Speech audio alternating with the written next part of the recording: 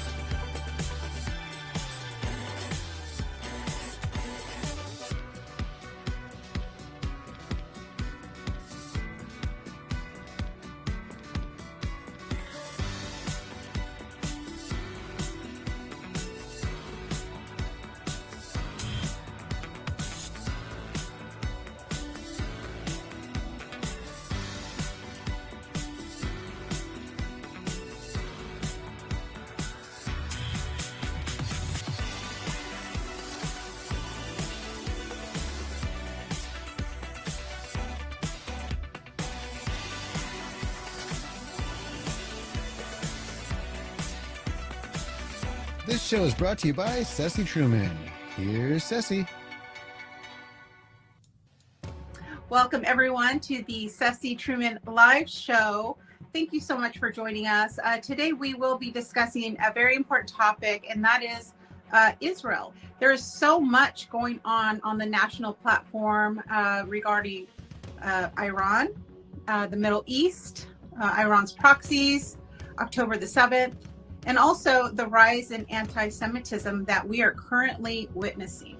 We will be discussing all of these topics with my very special guest, Daniella Bloom. And let me share with you who Daniella Bloom is. She is a licensed psychotherapist, a keynote speaker. She is a #1 best-selling author and a dedicated wife and mother of 3. As a former liberal, she is now an unapologetic pro-America, pro-Israel, and a free thinker, and has been positioned as a national ambassador for JEXIT, and that is Jews Exiting the Democratic Party. So please welcome everyone, Daniella Bloom. Hi. Hello, Daniella. Thank you so much for joining us. It's such a privilege to have you. I've known you for, I don't know, it's been about 1.5 years now. And, I'm very blessed by you because you are out there on the forefront, leading the charge, not only in the Jewish community, but you work with children and also just getting the word out. We have to oppose this Marxist agenda that is creeped into our country, starting probably in the 60s. 70s, and now we are suffering the consequence of being apathetic, being complacent in our nation. And so it is now time for us to rise up. Collectively we need to wake up and realize what is being done to our nation, and we can't allow this to happen. President Reagan said that if we do not have freedom in America, there's nowhere to escape to. I want to show a brief clip on Daniella's everyday life and what she does. So go ahead and roll that clip, please. He's been fighting hard on the ground in Los Angeles. How did we get here? How did we get here? We have lost track of many things. We need to show up. We need to vote. Maybe you shouldn't give up. I had some big dreams on my way to Hollywood until Coronavirus. and I became a free thinker and very concerned We the People patriot. We're singing for life. We're singing for peace. So did you guys all vote today? If you haven't, you got to do it. There are 2 parties today, the awake and the woke. And who are we? When you alienate the parents, when you alienate the brand that used to be trusted, like Disney and like institutions like Harvard, the parents are not going to enroll their children. And that's what we're seeing. Don't underestimate the power of the mothers and fathers of Islam. Appalling. Appalling. All of a sudden, everyone cares about innocent civilians in a war. Where is the outrage for the women and children who are being slaughtered in Yemen, in Syria, in Russia, in China? I mean, there's active Chinese concentration camps. This is, we're in Beverly Hills, baby. We're in Beverly Hills. The Jews and the Christians and the Americans who love this country. We see American flags here because we love this country. Serving our traditions. It's a testament to our strength and our fight for our people. It's proof of our love for this country and for each other. Not a mere statement, but an attack with a potential devastating outcome. The damage 60 tons of warheads and explosives can cause is approximately equivalent to a major earthquake, a small nuclear bomb detonation, a large volcanic eruption, a small meteor impact. This is what Iran sent us in the form of approximately 350 ballistic missiles, UAVs, and cruise missiles. Iran's attack was not a spectacle. The damage and destruction that Iran wanted to cause would have been fatal if we hadn't been able to stop it.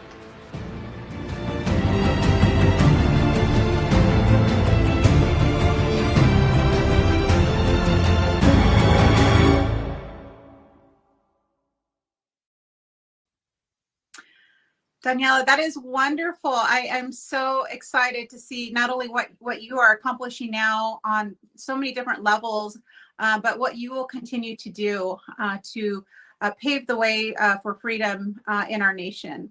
So why don't you share with us briefly, you wrote a children's book, and I know you're really excited about that. Can you share with the audience about that? Absolutely. You know, the story it came to me 8 years ago, this simple fable about a boy who just does not like the world he's living in. I wrote it 8 years ago as a liberal. We all have to have our evolution. And I could not figure out the ending until I became a We the People patriot and a free thinker. And then it hit me like a lightning bolt. And it's called The World Where I Belong. It's now the #1 children's fable for Judeo-Christian values. It's really an invitation to children and families on the value of freedom and why it's always worth standing up for, what the power of free choice is, what the power of personal accountability and responsibility is. And sometimes the simplest of fables have the most backed to basics truth that we all need to be reminded of. And I'm a mother, so I understand, you know, the attention span of children is not high today. So I wrote it intentionally to be 40 pages, to be simple. It's $9 to $99, and there is discussion questions, activities. There's an afterword. There's so much packed into this book, and there's a hardcover version now with a limited edition saluting America and Israel as the beacons of light unto the world in terms of being founded on Judeo-Christian values and our inherent freedoms. Wow, that is truly awesome. And you know what is missing are basic civics lessons. Lessons on our Constitution. I think even most adults don't really know what is in our Constitution. And I think it's never too late. It's never too late to, we realize we've got a major problem on our hands because, when we have our young people out on the streets unashamedly, protesting and being anarchist on the street and shouting Hamas without shame, this is very, very concerning. I mean, we saw this in the late 1930s where people came out then, as Nazis against the Jews. And so we're going to be discussing more in detail, the rise in anti-Semitism. But getting back to your book, I'm very, very impressed. Thank you for taking the time to want to educate our young ones, because that is what is missing. Currently what we are seeing in the school districts is indoctrination. I mean, it's not even teaching ABCs 1, 2, 3s. Kids are graduating without basic reading, writing, and math skills, and they don't know history. So I love that you are teaching children all about American freedom. Yes, and I think the younger generation especially has been spoiled on freedom. They don't know how good we have it here. Many of their families have fled, often communist countries, to give these children the land of opportunity. And many of these children are turning around and saying, America's not great, and America's a colonialist, and all the names, right? So I also call our generation of parents as the generation of accommodation, where we have accommodated our children, because every child has something today, you know, whether they're on the spectrum, or they have ADHD, or they have sensory issues. And, you know, there is some truth to more support and needs. But on the other hand, we don't want to go so far where we accommodate and take away the resilience and the grit that children do need to be able to function in this world. The world is not meant to always be kind and fair. Right. And we see our children being empowered by this victimhood mentality of what they're entitled to because they're uncomfortable. And that is not the best way to raise independent and leaders and free thinkers of tomorrow. Right. You're making me think of that quote, and I'm not sure who wrote this quote, but it says that strong men, and I think of World War II era, because we had to be strong during that time, but strong men create good times. Good times create weak men. Weak men create bad times, and then so goes the cycle. That's and right. You know, that we are witnessing, I think, 2 generations of very entitled young people. They really don't know what hardship is. I mean, these are our latte drinking, you know, college students that, you know, it's what you call a armchair referee kind of mentality, where, you know, they're being indoctrinated by professors who are Marxist, communist, socialist. And, you know, America, like I said, we are a beacon of light, just as Israel is. You know, they are a democracy in the Middle East, the only democracy in the Middle East. And, you know, when Israel is unstable and America is unstable and has weak leadership here, it makes the whole world destabilized.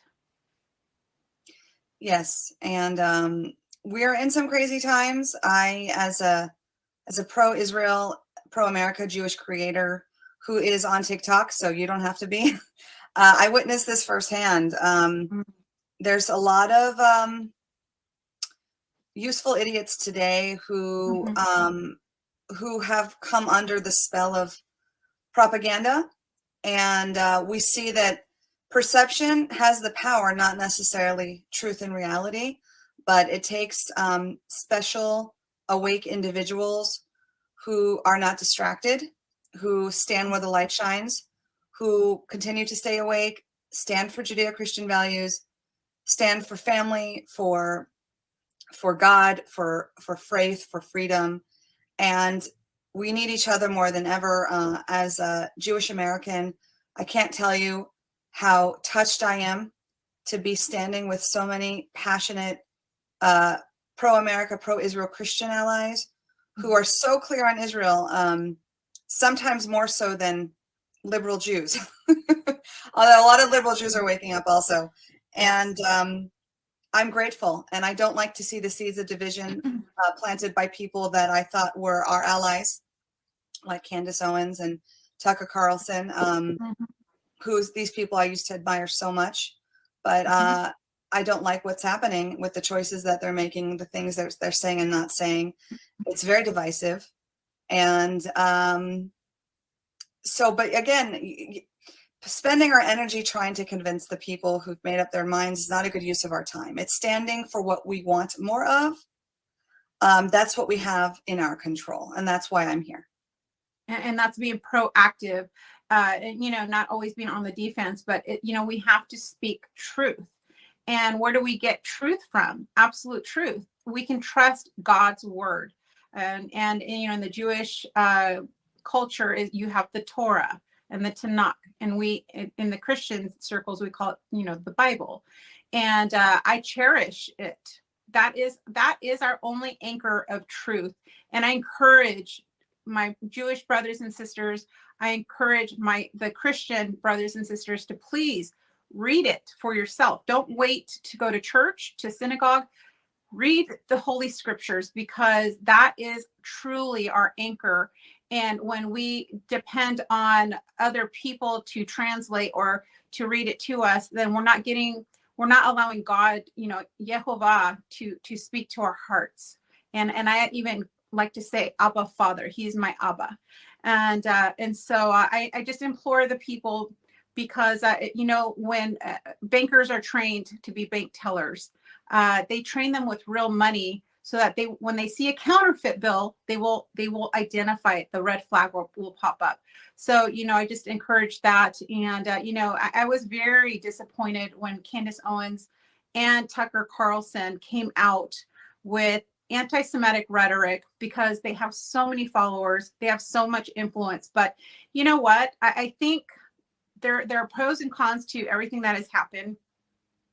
Obviously, it's very disheartening to see the anti-Semitism that is happening. And I think colleges and universities and schools are, adding fuel to the fire, so to speak. But, I think we really didn't realize what was underneath the surface of people until October the 7th. And I think now people are showing who they truly are and are not masking it. And, for some reason, they feel so emboldened to show their anti-Semitic colors. And so that's, I'm very, I can use some choice words, but I will say I'm very disheartened and disappointed. And to me, it's disgusting, really. This is truly disgusting. Thank you, Ceci. Your words mean so much. You totally get it. It's we grow up, as kids, learning about the Holocaust, learning about, my father was an Iraqi Jew who was kicked out of Iraq with only the clothes off his back. So, it's not just the European Jews, it was the Jews of the Middle East who were ethnically cleansed in many of the countries. And to see this happening in our lifetime in 2024, I mean, right before we got on the air, I was telling you about some big Hollywood influencers I'm connected with who now are requesting for proof of the atrocities that happened on October 7th. They think it's all fabricated. They think it's debunked. They think it's AI. We're in some crazy times. Delusional times. Yeah. These are the days of deception that we're living in. And, we have true statistics. Christians and Jews in Muslim nations, for example, in Bethlehem, where it's Palestinian controlled, their population of Christians, I mean, if you're Jewish in a Palestinian area like Gaza or places in the West Bank, such as Bethlehem, you will be killed. You will be tortured. There is no freedom for Jews in those areas, or Christians. And I just spoke with a gentleman named Kenneth Timmerman. He's an author and a prolific writer, and he has he's a journalist in the Middle East. He's a Middle East expert, and he was actually pro-Palestinian himself. Went to go do a story in he was in Beirut, and guess what? They kidnapped him, tortured him. They thought they accused him of being an Israeli spy. So that versus in Israel, you can be Muslim, you can be a Palestinian, you can live and work and have freedom, and the population grows in Israel. And they accept Christians in all cultures, but it's not the other way around. Yes. It's funny how the pro-Pala camp seems to dismiss the fact that there's over 2 million Arabs living in Israel happily. If there was a two-state solution tomorrow, they would not move to the state of Palestine. They love their freedoms. They love that they can be and self-actualize however they want to be. They want to wear the hijab. They don't want to wear the hijab. They want to be a doctor. They want to be in the Knesset. They want a higher quality of life, cost of living. You can be Arab and gay in Israel. In fact, there's a bunch of Palestinians who seek asylum in Israel because being gay is, not allowed. We're dealing with an area that is run by the Muslim Brotherhood, which are extremists. So there is no space or tolerance for homosexuals, for women don't have the same rights. I mean, rape is legalized, child brides legalized. We talk about toxic masculinity. Hamas could not be more toxic. Yet these are the terrorists that the progressive liberals are standing with. It's so crazy. You can't make this up. And the irony too, you have a lot of unaffiliated liberals who are saying they stand with Palestine, right? And the heartbreaking part of this is that the majority of the people who were slaughtered on October 7th were not the far right settlers, right? These were the most pro-Palestinian Israelis in the land. There was referring to Nova festivals, right? There was a concert for peace, mostly all youth from all different backgrounds, not just Jewish. All of the kibbutzes, which are like not even 2 miles away from Gaza, these were the people who would drive Palestinians from Gaza to get medical treatment, to find them jobs. These very people were the ones who were betrayed by the people they helped, who wrote the maps out of which family lives where, what they do for a living, how many kids they have. They burned these very families alive.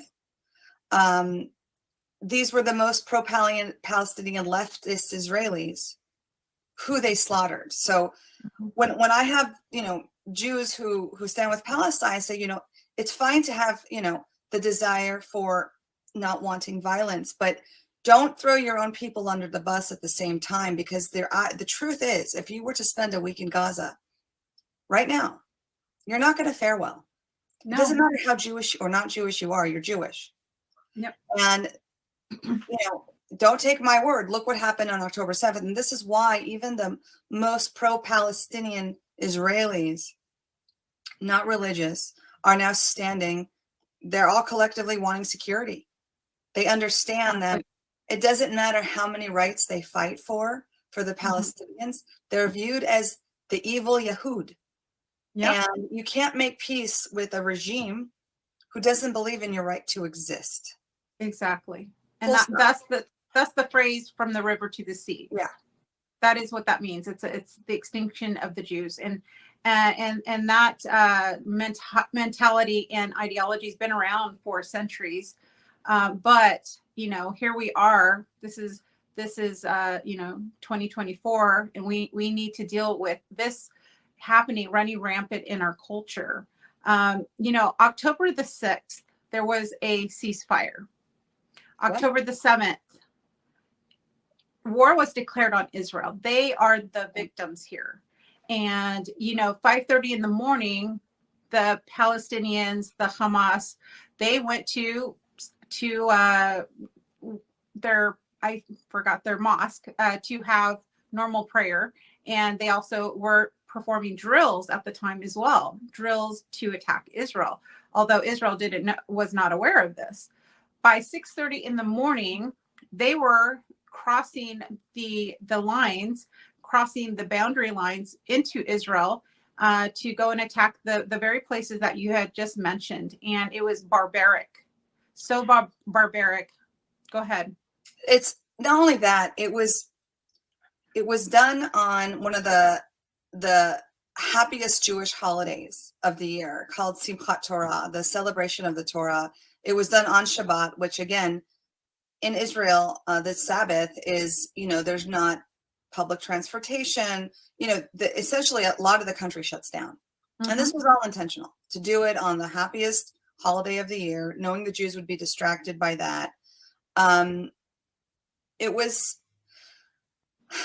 wish the people murdered were just instantly shot at with guns or bombs. I wish that they had the benefit of instant death, but they did not.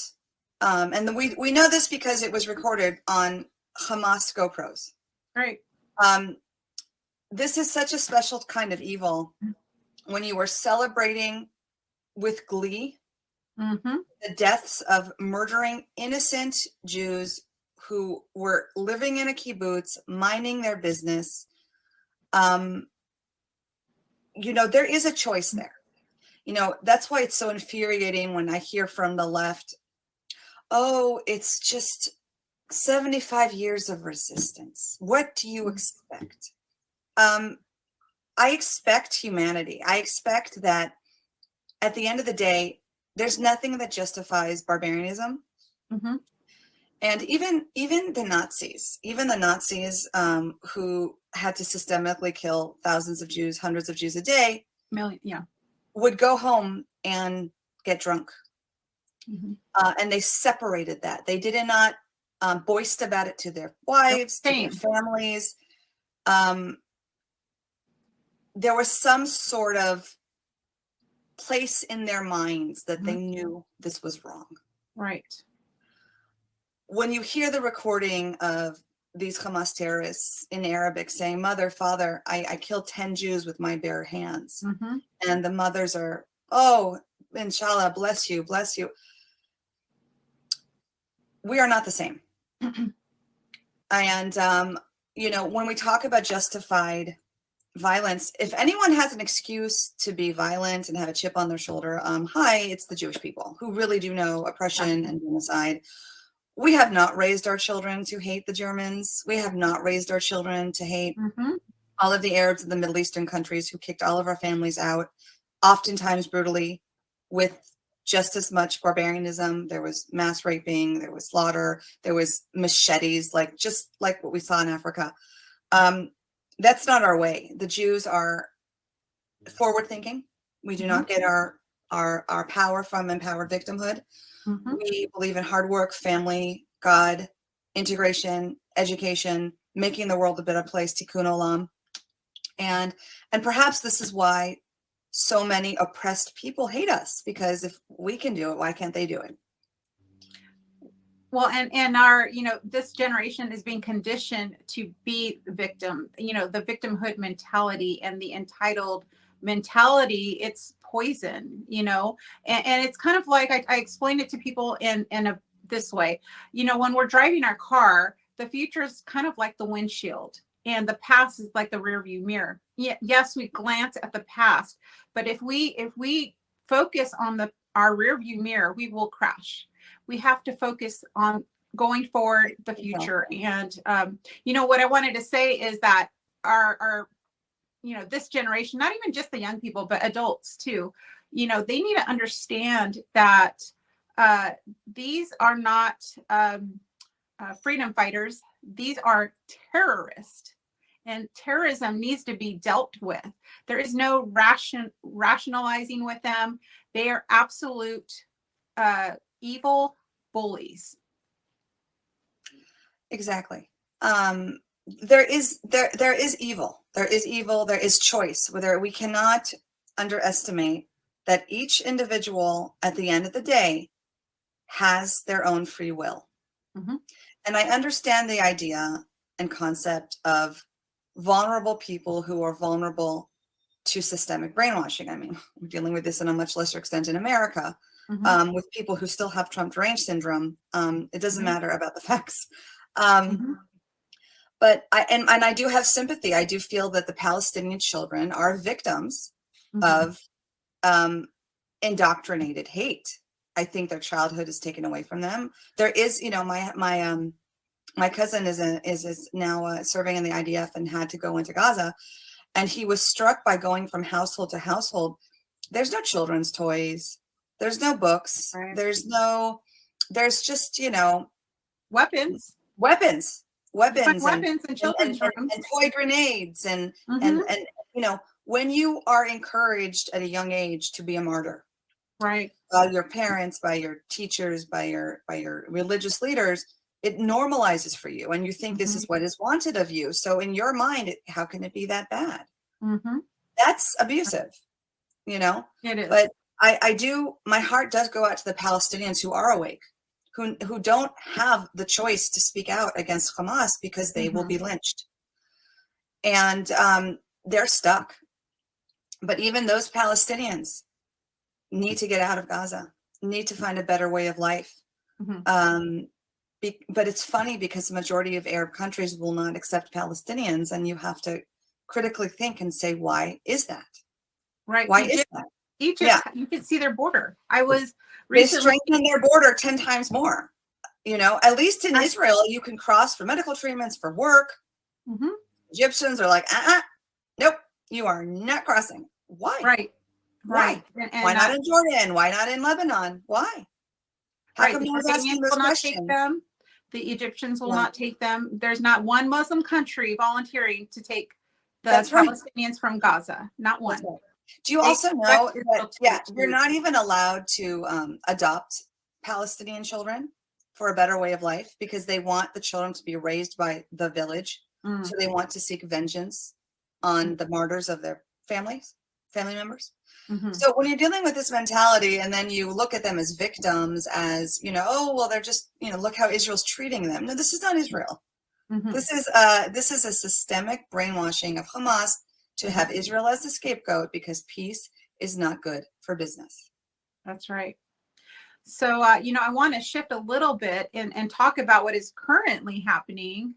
We will air this on Sunday. So we're a few days, let's see, it's, what is the date today? It's the 17th. And so 3 days ago in Israel, there was another attack, but this was an unprecedented attack because it involved Iran directly. So this was completely unprecedented. Iran normally uses proxies such as Hamas, Hezbollah, ISIS, Taliban, the Houthis, and I'm probably missing a couple of others. But this time they actually targeted Israel, and I'm just gonna explain to the audience in case they are unaware that 350 projectiles came directly from Iran. This included cruise missiles, ballistic missiles, and drones. Miraculously, God protected Israel on April the 14th, and it was 99% of all of these projectiles were intercepted by the Iron Dome. And there's some new technology that Israel also has the capability of using that was new to them. And, it's escaping my mind right now what it is called. But anyhow, so, what was your opinion as to what happened? And let me include that the Jordanians and Saudi Arabia participated in intercepting those missiles. So not one entered Israel, which was amazing. Yeah, it's I'm listening to all the different commentary about it, and the fact that Iran was trying to flex with their 300 missiles that took 9 hours to get to Israel, and not one caused any damage to infrastructure or to its civilians, except for one poor Arab 7-year-old child who got injured by the shrapnel. One can look at it many ways. One can look, if you want to be religious about it, it's one more miracle of Israel being protected. 300 missiles. But if you want to look at it from just the reality that the propelling narrative does not want you to see, Arab countries would rather have Israel as an ally than the Islamic Brotherhood. And that Saudi Arabia is now coming out saying, we know that, Gaza was a distraction from Iran because they did not want normalization of peace between Israel and Saudi Arabia. Because once that alliance goes into effect, Iran is boxed in essentially. And if Trump was still in office, we were 2 weeks away from normalized relations with Saudi Arabia with the Abraham Accords. We'd be in a completely different world. And like you said, this would not have happened. Nope. Peace through strength, war through weakness. We've had the weakest president since Jimmy Carter. And no country fears. I mean, how many times has Biden said, don't enter, and everyone has not listened. And there's nothing that America's flexing. And it's, again, the term is deterrence. These corrupt leaders have no fear. There's no deterrence for them to abide by. There's no boundaries. There's no law and order. We have such chaos with this administration, and you can't deal diplomatically and say the right things and expect that to be honored. That is not how the Arab world works. That's not how foreign policy works. You need, we have 4 years of quiet under Trump. We had no new wars. Ukraine never would have happened. We had not one bombing at Israel. Iran was immediately sanctioned. They had no funds. Wouldn't you know that the missiles that Iran used were the missiles that Russia's using against Ukraine because they had the funds to purchase them? Who gave them those funds? Who took sanctions off? Right. So, Biden is talking out of two sides of his mouth. He really is. And the fact that people still support him and are not awake to what's going on. But, God sees everything. God doesn't need great PR. God does not need MSNBC. All right. And we're in some crazy times, but the darkest hour is before dawn. I can't believe what they're doing to Trump. I mean, literally, they are forcing him to sit in a trial because he is too powerful. They are so desperate to keep this man from not being able to do what he needs to do to get this world back on track. And they'll stop at nothing. And I don't know what is going to come of elections in this year. But I love Trump. I also love RFK. And because they're both anti-establishment and they stand for our inherent freedoms. And they're pro-America and pro-Israel. And we need our allies more than ever. Peace through strength, war through weakness. Right. Well, just to add to that, the countries that attacked Israel that night included not only Iran, but Syria, Lebanon, Iraq, and Yemen. And, Russia had a part to play as well. And they are sending a destroyer in the region of Iran. And, my concern is by Iran doing what they did, though, here's the silver lining.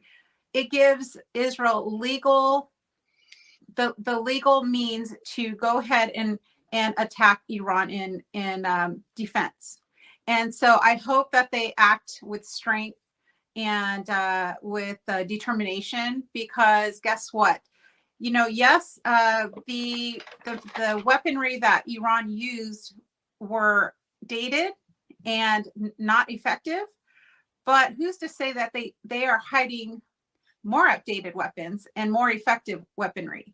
I don't know what was, and they had to save face. And so, this is, I just don't trust. They literally tweeted that. They said, okay, well, we're done now. We showed you. They literally tweeted that. We will stop attacking now. We showed you. I mean, but do we believe that? Do we believe that this is the final, I don't think so. Yeah, I don't think they want a war with Israel because they know they'll lose.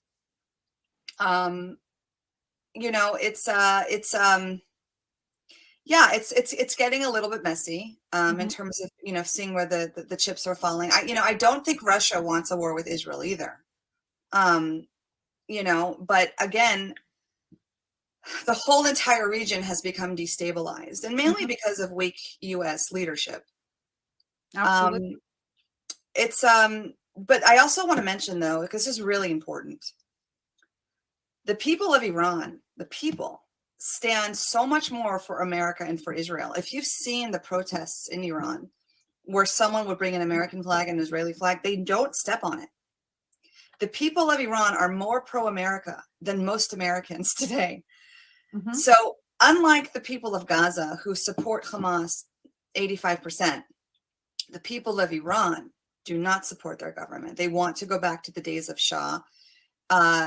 They can't stand this inaccurate narrative that the West is eating up. They feel for Israel. They are on Israel's side. And the Israelis have nothing against the people of Iran. It's it's their Islamic Brotherhood. Yes. So a lot of people don't realize that, and it's important to say that because we stand with the Iranian people and the Iranian people stand with us.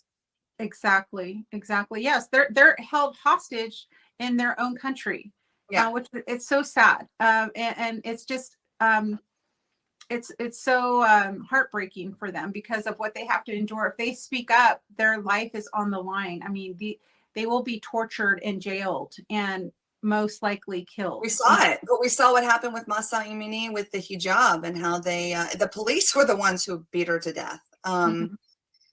people in America don't know how lucky we have it when we can protest our president, we can protest policy and never fear that the police will take us away to a prison that will torture us. Not just a prison that will be held for bail. Right. They don't play by the same rules we do. So I wish, you know, for our own Americans, that we appreciated how much freedom we have in this country, where we don't have to fear the police dragging us away and torturing us because we are protesting something. That lack of true inherent freedoms in Iran is something that we take full for granted here, and that's what's so a shame. And the Iranian people are so much more pro-America and pro-Israel than the majority of progressive liberal college students and liberals in general. And that says something today. And I do want to clarify in America that there is a difference between protesting and rioting. Rioting includes breaking the law, you know, setting things on fire, harming, killing people, you know, blocking bridges. That's not expressing your First Amendment rights. You know, closing down freeways, all of that. That is not exercising First Amendment right, because you are breaking the law. We have the freedom to express through, you know, through a protest. You know, we can say, well, we disagree with something, and that is why we have a constitution. That is why we have our government set up as we the people, so that we can go through the correct channels to make changes. Now, of course, what we're experiencing, you know, being a conservative myself, is, you know, we're experiencing censorship. We're, you know, and I live in California, very, very, you know, the people in power in California are very far leftist, radical, Marxist, and, you know, they're proving that through policies that they are passing, laws they are passing in our assembly and in our California Senate. So, you know, but that doesn't mean we stop fighting. That doesn't mean we, you know, don't continue to press forward. And, you know, like you said, be the light, the beacon on the hill. You know, salt, we need to be the salt in the light, and salt preserves things that are dying. And, you know, we never should give up. I mean, you know, we had previous wars in America. We had the Revolutionary War, we had the Civil War, we had World War I, World War II, and had those generations given up on doing what is right, not only for their families, but for the nation, then we wouldn't be talking to each other right now. You know, we wouldn't be where we are. And this is our time. This is our time to fight in the correct manner, with the right channels, expressing our First Amendment rights. And standing for truth. Absolutely. Danielle, I want to ask you, there's a word being thrown around on mainstream media, and that's the word proportion. And Israel's being told to, you know, they are the victim in all of this. And when they want to defend their nation and be, instead of always on the defense and, you know, close down the terrorism and shut it down, then they're being told, well, make sure that it's, you know, tit for tat, make sure it's proportional, what you do. So, you know, that to me is completely, that's wrong thinking. What do you say to that? It's like people have just learned what war is. You know, Israel was attacked. They have every single right to retaliate. Their civilians were murdered. Yes. There was no question of proportionality in Dresden. There was no question of proportionality when we came and took out ISIS. Nonetheless, Israel, because we are a moral people, I don't know any other army in the world who would wait 2 weeks to allow the civilians that they are about to attack their government to leave, with phone calls, with flyers. Roof knocking. Yes, knocker bombs. Unfortunately, Hamas did not let many of them leave, and Hamas purposely embeds its tunnels into densely populated areas, under schools, under hospitals, under living quarters. knowing that when Israel retaliates, there inevitably will be martyrs. Mhm. They can say blood was spilled for the cause. Mhm.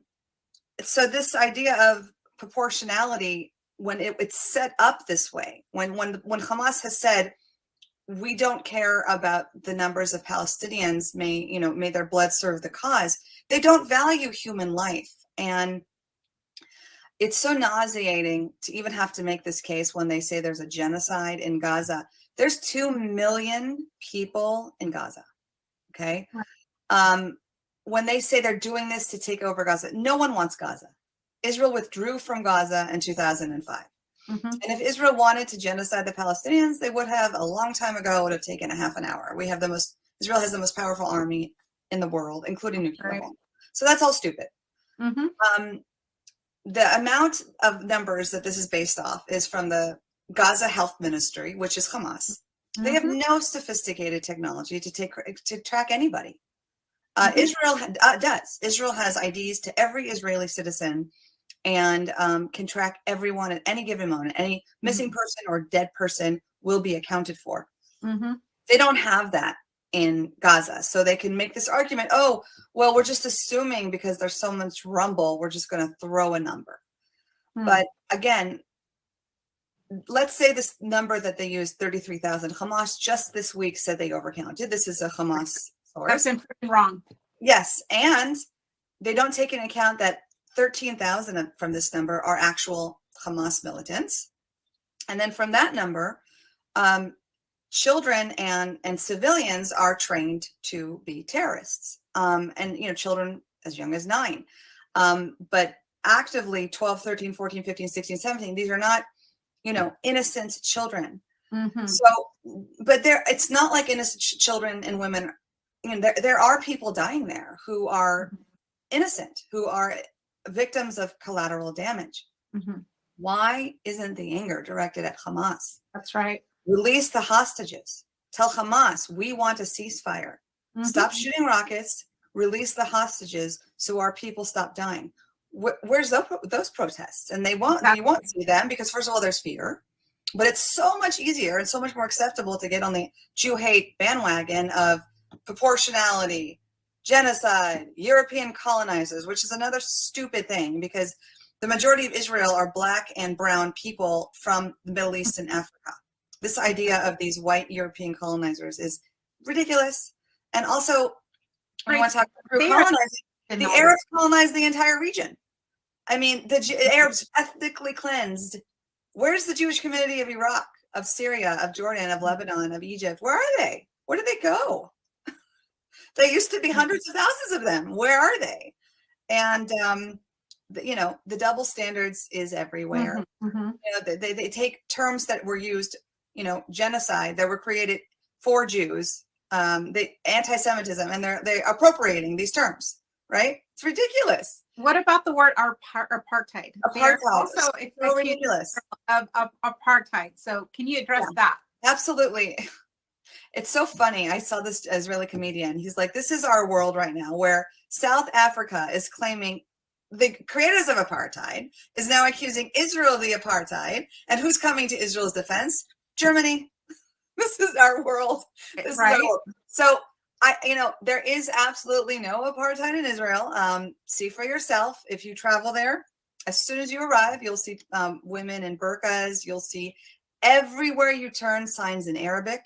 In fact, if you're Israeli, whether you're Arab, Christian, Jewish, you're learning Arabic in school because we want to encourage communication.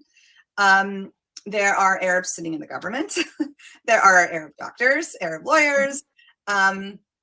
So, show me the apartheid. If anything, if you want to talk about the apartheid, the real apartheid of Israel, it's in Area A of the West Bank where no Jews, and also in Gaza, are allowed to even set foot into territory under Israel, right? But no Jews are allowed to set foot. Unfortunately, there was 2 Israelis who got lost and by accident turned wrong into this Area A of the West Bank. They were lynched. That's where you get the symbol of a red hand. This is the blood of the Jewish Israelis from the brutal hand-on-hand lynching right? of these Jews who by accident drove into the wrong area. So that's an apartheid right there. That's right. So- And not only that, I mean, they, it's so heart-wrenching to even think of what they went It's through. upside down. It's upside down. And they get dragged through the streets, through the Palestinian streets. And what happens? Everyone's rejoicing. They're giving sweets to one another. Women, children, they're rejoicing in the streets over Israeli or Jewish people that have died by their hands. And so it's horrible. It's disgusting. Golda Meir said, I'm paraphrasing this, but she said, Golda Meir, who was our Israeli prime minister, she said, we will forgive you for having to kill our children, but we won't forgive you for making us kill yours. That's right. That's right. And Israel's always on the side of life. They cherish life. And on the opposite side, on the Palestinians, they don't cherish life, or I should say Hamas. And Hezbollah and all of that. Their ideology is based on martyrdom and death. I don't know any God who Complete needs opposite. his children to be martyrs. The fact that you don't value the life that you were given and think that it's better served, that your life is better served dead, or your life is better served by murdering Jews. I feel like you've lost the meaning of your religion. And I do think there are parts of Islam that are peaceful. But those, unfortunately, who practice the peaceful parts of Islam are not vocal. Well, and we don't have the same platforms. Well, we have to take things in totality too, just like scriptures. You and I share Judeo-Christian values, and that's why I think the whole counsel of God is so important, that we read it. And I always encourage people, read a chapter a day of the Holy Scriptures. Because then we will have the full picture. It's kind of like, if your husband or, your sweetie gives you a love letter, would you read paragraph 2, sentence 3 to get the full meaning of the letter? And, the scriptures are God's love letter to mankind, and it is history. It tells of the future, what is to come. And, it tells the good, the bad, and the ugly. And there's lessons that we can glean from and learn from. But, truly there are treasures there. And if we could embrace, all of it in totality, there's just so much to know, so much wisdom. And with that, we will have discernment. And, in Christianity, we believe that Yeshua was the perfect Lamb of God, and that he died in our place. He put our sins, my sins, upon himself as the perfect lamb. And so we can live. Because of what he has done, Yeshua has done, now I can live. And, and God is always, he cherishes life, like in the chapter Psalm 139, talking about the unborn, how God forms us and knits us in the womb, and how he loved us before we were even visible. So anyhow, but so now I did want to share just a timeline before we close out. And this is the world impact. Since Biden's been in office, Afghanistan we had a reckless withdrawal in Afghanistan. And that was, I think, the trigger and the message to the world that we now officially have a weak administration. So that was 2021. And then we have Ukraine being invaded by Russia, which I believe that this administration, continues to want to pass more bills to fund the Ukrainian war. There's been issue just, I think, yesterday. They want to send more money to Ukraine. So that's kind of been under the radar since, that we've been very focused on what is going on in the Middle East. Well, I mean, what's passing is, in order to get funding to Israel, they have to agree to continue to fund Ukraine. And, with Israel, you get a return on investment. You get the most up-to-date technology. You get military contracts that Israel, is required to fulfill and cannot go to any other competitor. There is a definite ROI with Israel. There is no ROI or accountability or checks and balances with Ukraine. It is like a blank check. Right. And thank you for saying that. And so, now we're dealing with what happened on October the 14th. Meanwhile, China is posing against Taiwan. Iran is now posing against Israel. And now Russia is sending supersonic missile warships through the Suez Canal. And so we've got, since this current American administration, we have all of these wars. We had no wars with the previous administration. And so, America has a choice to make. And, we have to engage. We need to activate. And we cannot sit on our hands any longer. This is midnight hour for America. Yeah. Yep. Trump's core was F around and find out, right? Yes. Biden's message is F around and don't find out. So there's no consequence. It's complete lawlessness. Yeah. I mean, the fact that it was leaked to the conversation that Biden had with Bibi, we're not going to support you if you retaliate against Iran. Dude, we're in this mess because of you. Exactly. And now Iran sees that. They have no fear. The message that Biden is sending to the message that that Biden is sending to the Prime Minister Netanyahu is, we are with you if you want to defend yourself, but we are not with you if you want to go on the offense. So basically, like Israel, just take it. Why ask for this? The U.S. destabilized the region. They emboldened Iran. And now we're doing wars that the U.S. wants to have happen, but doesn't want to take responsibility for. Exactly. And now Israel's in this mess that they didn't ask for, all because they were trying to normalize relations with Saudi Arabia, which the U.S. should completely want to support and do everything they can for. And that's it. It's the double standards. It's the talking out of the two sides of the mouth. It's not knowing where your own president stands, and weak leadership will continue to destabilize the region, and everyone's going to want to join in. That's right.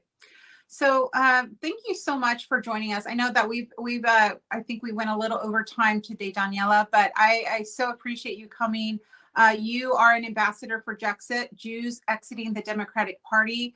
So not only are we seeing the Jewish community leaving the Democratic Party, but we are also witnessing the Hispanic community, the Black community. We are all waking up to what is happening to our pocketbooks, to the border crisis, and everything else, complete chaos. So I just, again, I implore people to get involved, get behind good candidates, find where you can fulfill a spot so that we are proactive in promoting freedom in America. Amen. So, Daniella, how can we find you on social media? Yeah, well, my website is daniellabloom.com, but I'm on social media. I am on TikTok, so you don't have to be. But Facebook, TikTok, Instagram, X, and LinkedIn. I'd love to connect. I love standing with my allies today. Wonderful. Thank you again. God bless you, Daniella. It was wonderful to speak with you. And I like to end my show by saying, God bless America, but most of all, God save America. Amen. Thank you so much, Ceci. This show is brought to you by Ceci Truman.